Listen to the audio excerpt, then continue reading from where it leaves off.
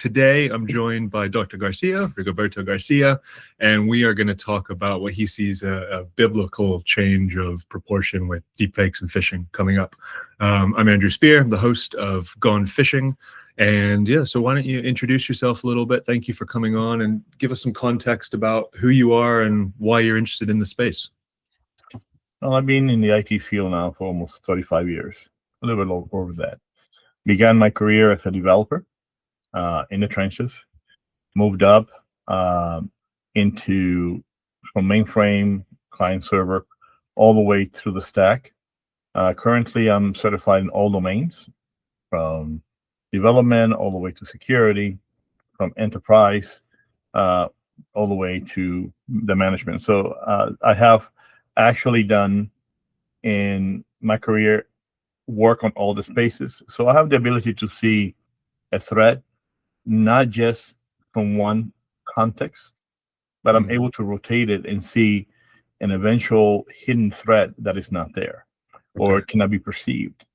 And that actually has placed me in a very unique place where I can actually advise, companies within the private sector and the public sector on how to restructure the threat hunting in order to identify the hidden that is potentially already there. Okay. So, PhD in theoretical mathematics. I concentrate in neurocognitive architectures and 20 years research on artificial intelligence, which what we are calling artificial intelligence today, I believe, is not artificial intelligence. Agreed. And I think that the terrible danger here is the misuse of LLMs as intelligence, as an attack platform, and the lack of understanding of the public of what LLMs really are. Got it. That's a lot there. It's interesting. One of the guests who was on last week, he has a degree in philosophy. So he did philosophy and then computer science. And it's, because there's all these technical solutions to things, but at the end of the day, it's still people getting tricked into doing things, or machines that have been programmed by people.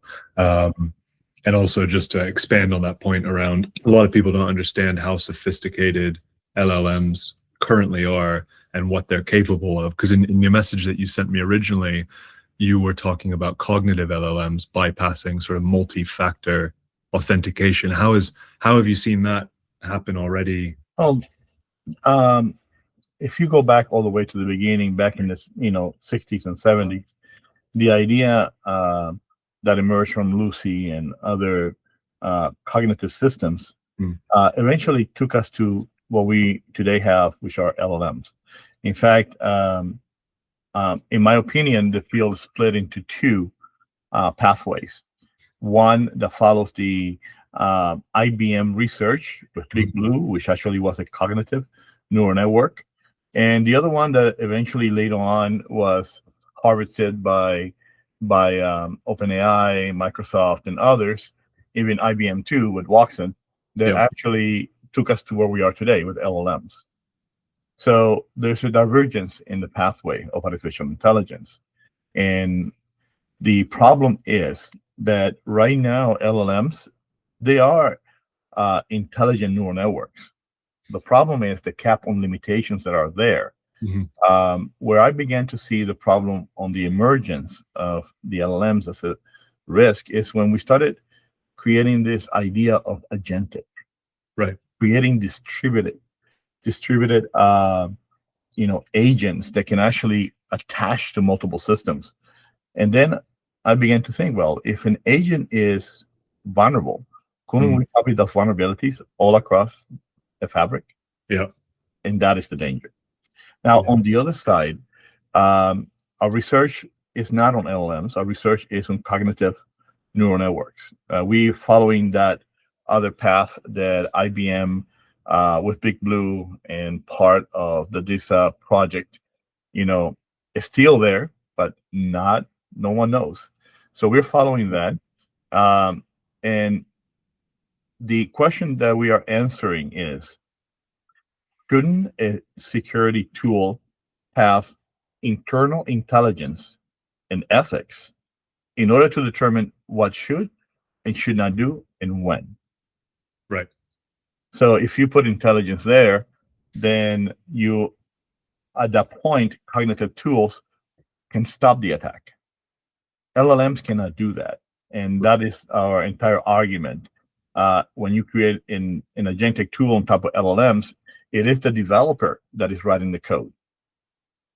Right. Yes. And when code writing, we already seen as a developer, we make mistakes. We are human. Yeah. You have bias. And then we try to hide our mistakes. Right. That creates vulnerability. So when we talked about cognition within security tools, we think that is the answer rather than the problem.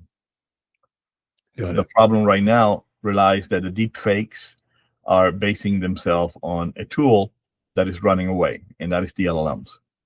The LLM intelligent tool is being utilized by everyone, including those groups that are, trying to penetrate and breach our security. Now, I'll stop there for a second, and I'll tell you, cognitive neural attacks are being used by states as sponsors. Right. So now let's focus on that state sponsor. If you look at China, they're using cognitive neural networks for their attacks. You look at Russia, they're using cognitive neural networks for their attacks. Why? Because they adapt. And that adaptation of cognition is when it was mimicking biologicals. A scam, right? Right. A scammer is good because he can change on his feet. Position, change direction. And that's where you talk about the identity semantic sort of phishing, yes, where it's mimicking what a real person would do versus something that's been programmed on top of a intelligent LLM. That's sort of the difference.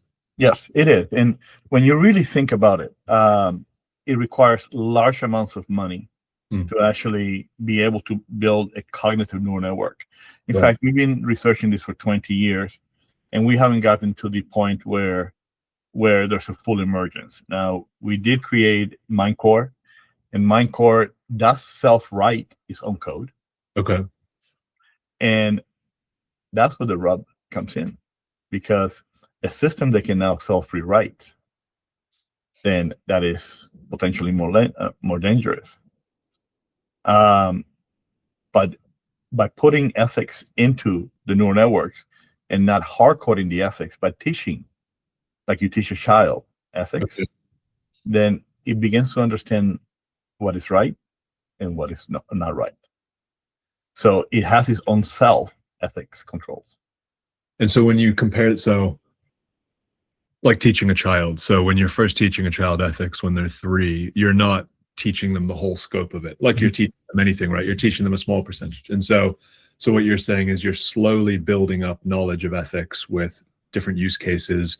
Obviously, it's a lot quicker than a child because it could be, I imagine it learns very quickly. What are the time frames for teaching ethics to a cognitive LLM? Well, a neural network, we actually define what's called synthetic advanced neural network. Neural networks, they are modeled after biologicals. Okay. And we're not just talking humans. So we model them after the biological range of life. So, for example, early in our research, we started looking at bees. Okay.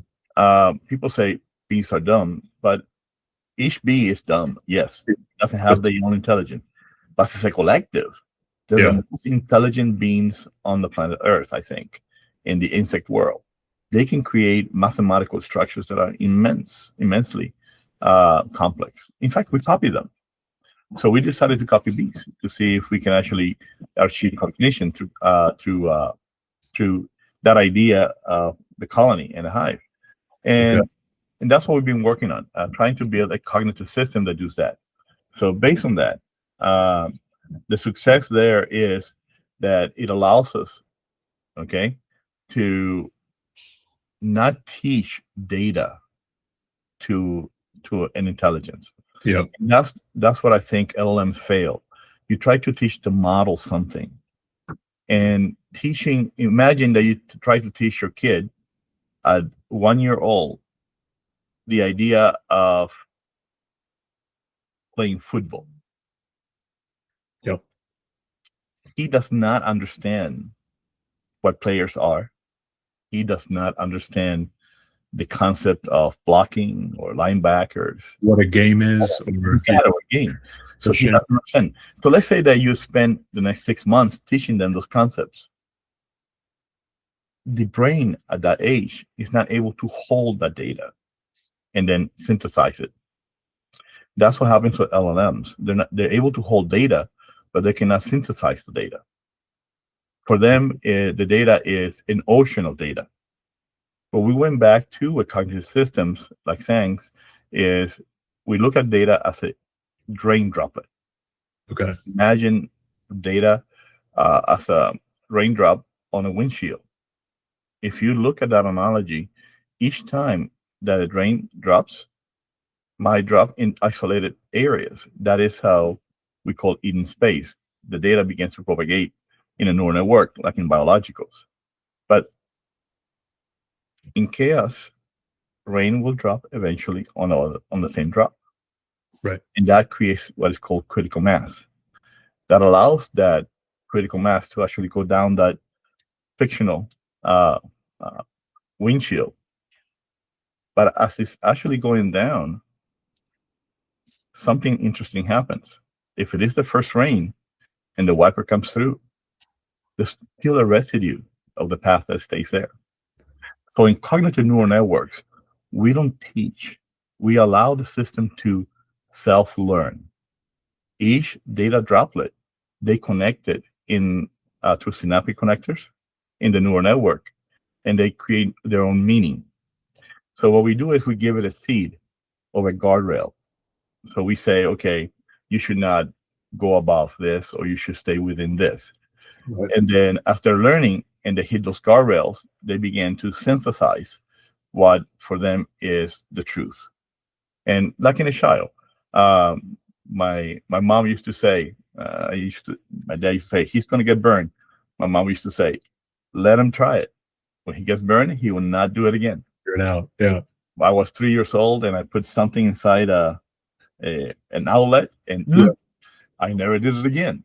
So it's how biologicals learn. And if we mimic that into a cognitive neural network, then it allows the system to actually understand their own guardrails and their own limitations. And that's what we do with security. So just a question on the burning example. How does the neural network get corrected when it goes outside its own guardrails? What does that system, what's that self-correction look like if you're comparing it to the child analogy? So think about within our neural networks, we call them guardrails, but think about a police officer in the corner and allowing the traffic to go through. Now, sometimes the police officer goes in the middle of the road and he guides the traffic depending on what needs to be done. That is what the guardrails are for us. It is a security system that monitors the behavior of the neural networks. Okay. Once a neural network is beginning to cross a threshold, it then is stopped and corrected. So it bounces off this, think about it as a shield. It bounces off, and that bouncing off gives feedback to the neural network saying, I just did something that I should not do. I crossed the threshold. So it's the same thing as getting that sop back from the outlet. Got it. So if we go back to, say, the Russian or the Chinese state actors starting to use this tech or using this technology for hacking or phishing, is that why you believe it's going to be much worse than it is right now? Because currently it's agents on top of LLMs instead of cognitive neural networks doing the attacking. But right now it's sort of a capacity or technology finance issue that's holding people back? I think so. I don't think that this is just your cyber criminals, right here, 10, 20 together in a bunch and trying to breach a bank. I think that what we're looking at, especially in 2026, and I've been tracking this since the year began. Since the year began, we have seen at least in our radar, 4 major attacks that use intelligence and neural intelligence. For example, I don't know if you're aware of the lure. Okay, the lure is based on the CVSS 7.8. It's the vulnerability where basically it's like we're doing spear phishing on that one. Right. There is a message that comes in to you and says, this is very urgent, and you need to really do something right now about it. And the intelligence already knows enough about you that it says, your child Alex just had an accident. Okay. Yep. And this comes into the text message. So what do you do right now? It has the valid name of your child. Yep. It comes from a valid school address. So the first thing that humans going to do is, wow, I want to see what's going on, and open it. We've seen a lot of that beginning of the year. That's on the CVE 2026 21509, where Microsoft Office security is bypassed completely. That was not done by a human. That was done by an intelligent system. The other one is the one they call the flaw. This is just in the past 3 weeks. When it is using the same CV Office systems, but it works on how Office handles the object that links other objects and embeds those mitigations. The vulnerability is right now at 7.8 on the list, on the CVE list. So just that single CV is having a terrible impact on everyone, especially individuals that click on everything. Yeah, the security person's worst nightmare. And so the speed of being able to hit vulnerabilities is speeding up with a network that is sort of always monitoring, probing, has no human intervention because it can just constantly be searching for vulnerabilities, and as soon as it finds one, it can ramp up the attack matrix as quick as it. Okay. And in fact, in Canada now, I think the NATPS conference in Canada coming up here in a couple of weeks, there will be one of my papers that has been submitted and accepted there for the conference. It's associated with a real-time simulation of what the system does. And what it does is it actually is always looking at security from the point of view of ethics and trying to unmask those things that are there. The idea is we don't want to keep duplicating what we had before that happened in 2020. I don't know if you remember in the US, the breach of the federal systems, where there was a penetrated intruder already in the environment, and they did not know until December of 2025. I mean, 2020. So we didn't know how long it was there. So one of the things that cognitive systems can do is look at the entire, data set, those data droplets, and identify something that to a human looks okay. It might say, I need to look closer at this. But it's not a human interaction anymore. It's a synthetic, intelligence interaction that can go to the root. So to me, I see an emerging intelligence phishing techniques. For example, in the past 2 months, I identified one which I call the Hyperpersonalisation Distortion. Okay. You probably have seen that. I created this term myself. It doesn't exist out there, but it is based on the attacks that I've seen, and I think these are state-funded attacks. They're too big to be a small cell. For example, they do massive data scrapes where the attacker generates extortion emails based on the data that they got from Google or Amazon or any of those. The biggest one right now that I saw coming up is the Google Maps screenshots. Okay. It actually it looks at the home. Yeah. Google Maps. It focuses in your home, Okay. and then it sends an email. It is a deep fake, and then the person gets an email that says, "We have confirmed someone trying to breach your home," and it sends the picture of their home, and Wow. then very sophisticated, but it only targets people that have ADT or security. Oh, systems already. So it's another vector of information that they know. Okay. So what happens is they really do think that it's something true. So they say, okay, hey, do you have the code to the gate? So we just seen that. I mean, it's hitting all around. The rise of Greishing. It's no longer phishing anymore. Now it's Greishing. What's Greishing? It is campaigns that use CAPTCHA or QR. Greishing. Okay. So we've seen a rise on this. So what happens is you're thinking that this is actually very funny. We just tested this. You can go to Starbucks and you see a QR barcode there. You think that it is in space. Yeah. You just put it there. Yeah. Scan it because you think you're going to get a free coffee. There you go. Actually, a friend of mine I saw on Saturday, his partner was running late because she scanned a QR code thinking she was paying for charging for her car, and it just someone put it over the top, stole 50 pounds or something. So, not big enough amounts where she's going to spend tons of time trying to get it back. But, who do you report it to? Do they send someone out to replace the QR code? It's a physical thing. They might not have visited that machine for a while. I saw. Not only that, the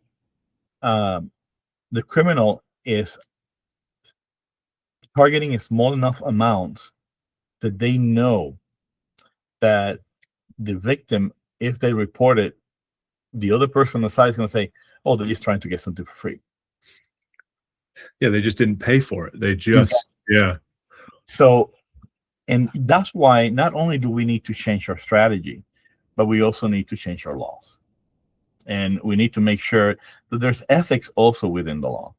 So if you're going to put a camera there so someone doesn't break the box and steal it, you should also scan your system intentionally so you can see who put the barcode scanner there. Yeah. But, we're humans. And yeah, there's always something. And it's as these things evolve. And I think obviously, COVID did a big deal for the QR code. The QR code was dead. That thing was gone. And then it was like now it's everywhere again. And so everyone got used to scanning random QR codes. I saw a funny one there was just a guy on a plane the other day who stuck one to the first class cabin in a plane that said free Wi-Fi, scan here. And this person, and they could see them and they were filming them trying to scan it. And that was, I imagine, harmless fun. Yeah. But it's like you're so programmed. You said in Starbucks, it's contextual. You've scanned a QR code before, you believe it's fine. And then that path, that's sort of that physical digital bridge where you're, now that you can't really trust anything online, you should be able to trust the things that are in front of you that someone physically put there. But that pulls you then into a different ecosystem. Mm-hmm. And when I was writing that feedback back to you, I had just finished reading an internal report about agentic, and it really caught my eye because the biggest shift that I've seen today is an agentic. And those QR codes could not work unless there's an agent in the background against that endpoint. And you have to build that agent intelligent enough so it cannot be traced. So potentially the barcode is nothing more than an entry point and then a forward to a different endpoint. So one of the things that we've seen is what I call the 50,000 CV threshold. Okay. I do think that in 2026 we're going to breach that. Okay. I think that we haven't been able to breach 50,000 CVs in 1 year. but I think this year is going to be it, because right now, at the rate that the CVE is being published, we're going to have about 70,000 CVEs this year. The sheer volume of vulnerabilities that I've seen, the majority are based on agentic.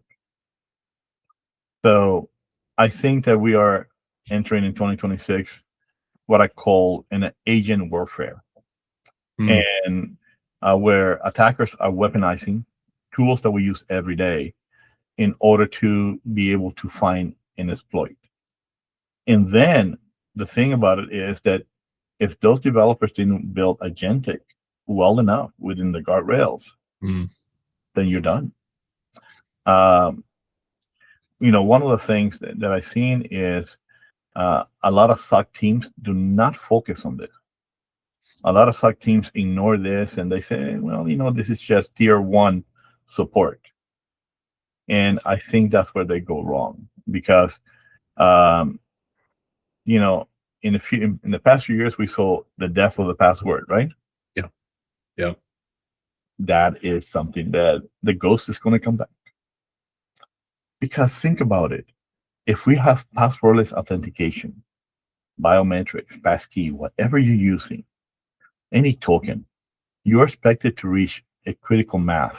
And what happens when you reach critical mass on something and the technology can no longer support its own weight? It cracks. Yeah. And that's what I see at Microsoft. That's what I see at Google, at Amazon.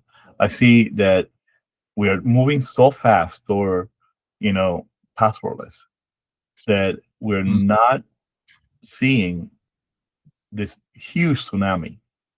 We're only seeing the crest. We didn't see in the base. And I feel that once we reach critical mass, the fissure is going to actually shift to session hijacking and to token theft, etc., because that's the logical evolution there. Yeah, because why target one database of passwords when you can target a database that has all 400 of my passwords that I don't even know?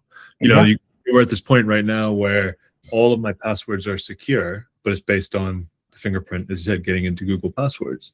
So then you've limited it down to one critical vulnerability of my biometric information. And then all of them, I don't know the password. So you lose it, you get your email hacked, it comes in, reset all the passwords, and that can happen. As you said, agentically, you release a swarm and they could update every password that you have with access to your email, and then your whole life is done. And the problem is, it's not just the email. Imagine what we use passwordless today. Banking. Yeah. Your entire professional life is there. In fact, I say to my wife and to my kids, there's things that are worse than being dead. And that is losing your credibility. So imagine if someone breaches you to breach your credibility or breach your profile or how you look. That is something that you never see as a vector in an attack. But how much do we protect ourselves? And that's the main thing. So I think that as we move from 2026 to 2027, you're going to see a huge impact on AI native, specialized technologies. Another vector of attack that we see is emotional attacks. Okay. As in pressure around something in the family or someone died. Okay. It's published in the paper or published now in social media. And we've seen what we call emotional attacks, which we know the person is vulnerable. And then their attack, maybe the widow, and is older. Oh, wow. Now they gotta catch them at are you worried about the insurance in your home? Are you worried about, the siding that is falling off? Oh, jeez. Okay. So it is predatory, and that's what we see. So phishing is always been an entry point, right? Something that we use to, for lack of a better word, to investigate the vulnerabilities that we can actually use. Right. So the idea is that we are creating a new vacuum within our electronic world, our digital world, and that is not just limited to big banks anymore. They're actually targeting our parents, kids, and us, and no one is safe. And that's what I see, that that increase in the next 24 months. We have more data centers coming up. Yep. More power, and then even misinformation through phishing. And this is the last thing I'll say to you, but my daughter just came up to me. She's 21. She says, "I'm not going to use ChatGPT anymore because every time I use it, one bottle of water is used." And I told her, "Do you understand? For the past 30 years, the only way to cool large data centers, it has been through liquid. How can you cool the cooling system that actually cools the servers? Yeah, you have to use cool liquid. And today we actually immerse them, the processors, in liquid. So, but that's true. The amount is very little. It's not a bottle. But misinformation is being used for phishing and other things. She actually joined 3 or 4 groups, and I said, "Be careful because you don't know what you're joining." Yeah, I've seen that on Facebook, where you've got these crazy AI generated images of a child, having whittled a wooden vase, and it's, "Oh, Timmy's upset that nobody loves his vase. Do you like it?" And then obviously the people who like it and comment, you're like, "Yep, those are the new. I'm going to go and target them because they don't understand." And so the last question for you: do you think the critical vulnerabilities, is it going to continue to exponentially grow year on year, or are people going to be able to come up with systems that are battling at the same pace? What's your thought? I think that the growth is going to be only at the base right now. And that's because we don't have, most of the SOC teams right now are, to their eyebrows in alerts. Right. And I was listening, working for a very nice financial global customer, and their SOC team still was looking at each alert, and they had a storm. They were actually collecting 1.2 trillion alerts every 24 hours. Trillion alerts every 24 hours. That's how big the bank was. How can you look at a vulnerability? You can't. No. So, so that the idea is you're dealing, whether you're in the federal, even London, big banks in London and the government, every SOC team is behind the 8 ball. Yeah. Until we change the way that we actually look at threat. Until we stop looking at threats now as, a hacker in a dark room, and we see that they're now intelligent threats with intelligence backend. It's not going to change. However, the minute that bank gets big and gets hit, they're going to try to find a solution, and that solution is going to be moving away from, the technologies. And we've seen that right now. $200 billion is being, invested by various banks. Like Chase is building their own AI internally, so they don't have to go outside. Okay. But I can name you others. But the idea is, okay, even if you build it inside, what are you building? Are you building the vulnerabilities? Especially when we know that about 60 to 80% of the phishing comes from internal. Right. Yeah. Let's do. So we just build more endpoints that can be attacked agentically if you're not sure exactly what's being built. So my advice is, and idea is, don't allow it to grow by your own actions, or the actions of those that are around you. Apply what I call the pause, a strategy. Yep. Think before you reply. Think. Take a moment. Yep. Yeah. There's no reason, especially if you work at an IRS or a bank or government agency. Stop and think. pick up the phone, call the person. You just send me an email.